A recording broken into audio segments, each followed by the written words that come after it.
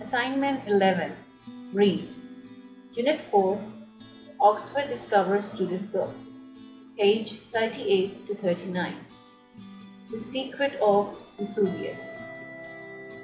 Assalamu alaikum grade 6. I hope you're doing well and enjoying your e-lessons and zone classes and doing your assignments, home tasks with responsibility. This is your assignment 11. Read. The Secret of Vesuvius. Alright students, so before formally starting the lesson, I want you to open page 37 of your student books before you read. So I have a question for you to think over. How can volcanoes help us understand what the earth is made of? Right? So in previous lesson you also learned about the earth's layers and everything, what is that made of, so you can easily tell. Okay, exercise D, learn, prediction. What is a prediction? A prediction is something you think will happen. Like you look at things and you perceive that this might happen. That is what a prediction. Before you start to read a text, look at any headings and pictures to predict what it might be about. So when you look at a text and the pictures in it, you can get the idea, you can predict that what that lesson is actually about. While you're reading, use clues from the text and your own knowledge to predict what will happen next. Right? So when you are reading something, you can kind of guess that what can happen. So that is what your prediction. Okay, so at the end, were your predictions correct? If they weren't, then think about them again. How could you reverse them? Okay, now I'm going to read this short story for you and then you're going to answer the questions. An amazing discovery. The archaeologist had been digging at the ancient village for months. On their last day, they arrived to find a terrible surprise. The ground had collapsed, destroying all of their work. Carl, the youngest member of the team, threw down his tools. "I'm going home," he announced. A few of others began to nod their heads. They were hot and tired and they missed their families. Then Laura, the head of the team, stepped forward. "Listen, everyone, I know you're upset, but we're doing important work here," she said. "Carl, I hope you'll stay." Laura picked up Carl's tools and offered them to him. Carl hesitated, but then he smiled.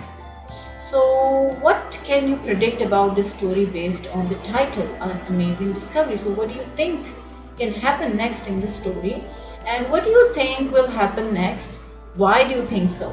So, its name is An Amazing Discovery. So, what are you expecting that will happen? So, write your prediction in these two spaces given after the questions. Exercise E, words in context. Scan the story on page 38 to 39 and circle these words. As you read, try to guess what the words mean. When you're reading, you'll try to understand the meaning of these words. Scribe, observations, shifted, shore, deftly, retreat. Exercise F. Read the first two paragraphs of the story on page 38 and 39. What do you think has happened to Vulcan and Lucas, right? So after reading the first two paragraphs, you have to tell that what do you think has happened to Vulcan and Lucas. Let's begin. I am going to play an auto check for you of the comprehension. Listen to it carefully and read it yourself again with correct pronunciation. Page 38. Read. The Secret of Vesuvius. This story is set near Pompeii, Italy in AD 79, the year that a large volcano called Mount Vesuvius erupted. Pliny, an admiral in the Roman Navy, is sailing his warships across the Bay of Naples to rescue his friend Rectina from the eruption. Pliny is fascinated by the eruption and wants his scribe Phrixus to write down every detail. When the story begins, two boys named Vulcan and Lupus have escaped from the volcano. Sailors aboard Pliny's ship have rescued the boys. Pliny was a real person who had studied philosophy before he became an admiral. He also studied nature and is famous for having written the first encyclopedia. Characters: Pliny, a Roman admiral. Rectina, Pliny's friend. Phrixus, Pliny's scribe. Vulcan, a young blacksmith. Lupus, a mute boy. Lookout, a sailor who watches for danger. Helmsman, a sailor who steers the ship. Lupus watched as Pliny's sailors lifted Vulcan out of the rowing boat into the warship and laid him in the cabin, on the admiral's couch. "He looks dreadful," wheezed Pliny. The smith's burns and cuts had not been washed by salt water, as Lupus's had. His face and body were terrible to see. For a long moment, the admiral stood looking down at Vulcan. Then he turned to Lupus. "He rode all this way from Rectina's villa? Impossible!" Lupus shrugged. "And then when he was hit by debris from the volcano, you swam the rest of the way?" Lupus nodded, and Pliny frowned. The admiral shook his head and opened his canvas parasol. "Come, Lupus, if you're not too tired, you can help us continue our observations." Lupus was exhausted, but he followed the admiral and his scribe to the front of the boat. The three of them leaned over the bronze beak of the ship and gazed across the water towards the volcano. Behind them, the oarsmen sang their fast chant, and the oars rose and fell in time. The breeze was with them too, and presently Lupus thought he could make out the red roof of Rectina's villa by a row of cypress trees. Was that a figure standing on the jetty? Or just a post? The ash made it hard to see. The wind must have shifted slightly, for suddenly a shower of gravel and pieces of flaming rock rattled down onto the parasol. "Fascinating," murmured Pliny, and turned to his scribe. "Phrixus, make a note of this. Ashes falling hotter and thicker as we approach the shore, mixed with bits of pumice and blackened, stones, charred and cracked by the flames." Pliny abruptly broke off in a coughing fit. Suddenly the lookout cried, "Shallow water and rocks ahead, Admiral!" Pliny leaned over the rail and then whirled to face the men. "Stop!" he wheezed, holding up his hand, and then, "Back row! Back row!" He collapsed into another fit of coughing. The oarsmen deftly flipped their blades, then maneuvered to stop the forward movement of the ship. Lupus saw one of the officers quickly run a pennant up a rope. It fluttered at the top of the mainmast, warning the other warships of danger. "The shore is blocked with debris," muttered Pliny, as his coughing subsided. "We'll never reach them now." As he spoke, a flaming boulder the size of a millstone hit the water less than 3 yards ahead of them. Its impact rocked the boat and spattered them with hot water. "The water's hot, almost boiling," gasped Pliny. "Phrixus, make a note of that." The scribe ignored his request. "Master," he cried, "your parasol is on fire!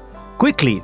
Pliny hurled the flaming parasol overboard, and the three of them hurried back to the shelter of the cabin as another shower of hot gravel rained down on their heads. Once under cover, the admiral turned and peered toward the shore again. "We can't go forward," said Pliny. "I see no way to get to Rectina." Behind them, on the admiral's couch, Vulcan groaned. "Admiral," cried the helmsman, "we must turn back now. The mountain is hurling down great stones at us, and the shore is completely blocked by them. If we remain here, the fleet will be destroyed. We must go back." "No," wheezed Pliny after a moment. "No retreat. I shall not go back." He thought for a moment and then snapped his fingers. "I know what we'll do. Send the other warships back to Messinum. They must take shelter there. I cannot afford to lose the entire imperial fleet. As for us, we will make for Tascius at Stabia, in case Rectina has been able to make her way back to him." Lupus grasped the admiral's arm and shook his head violently. He knew Rectina would wait for them at her villa. "No, I've made up my mind," announced the admiral, impatiently shaking Lupus's hand from his arm. He turned to the helmsman and said, "The wind is behind us. We will make excellent time. Those are your new orders. Head for Stabia. Fortune favors the brave," he quoted, and added to Phrixus, "You can write that down." I hope you listened to it very carefully and enjoyed it too. Now I'm going to read the sight words and some important words from the text, which you will circle on your books. Repeat after me. Sight words: breeze, shower, revel, flaming, pumice, charred, cuffing, flutter, debris, boulder, spatter, boiling. Now some important words. Scribe, observations, shifted, shore, deftly, retreat. Okay students, now we will move towards our home task. Your first home task is to record the sight words and some important words with correct pronunciation and send the audio to me on the email given at the bottom of the screen. Your second home task is to learn and revise the sight words and some important words. Write their meanings from the dictionary given at the end of your book and use any 10 of them in sentences of your own in your notebooks. Alright, that's all for today. See you in the next video inshallah. Till then, take care of yourself and your family. Allah Hafiz.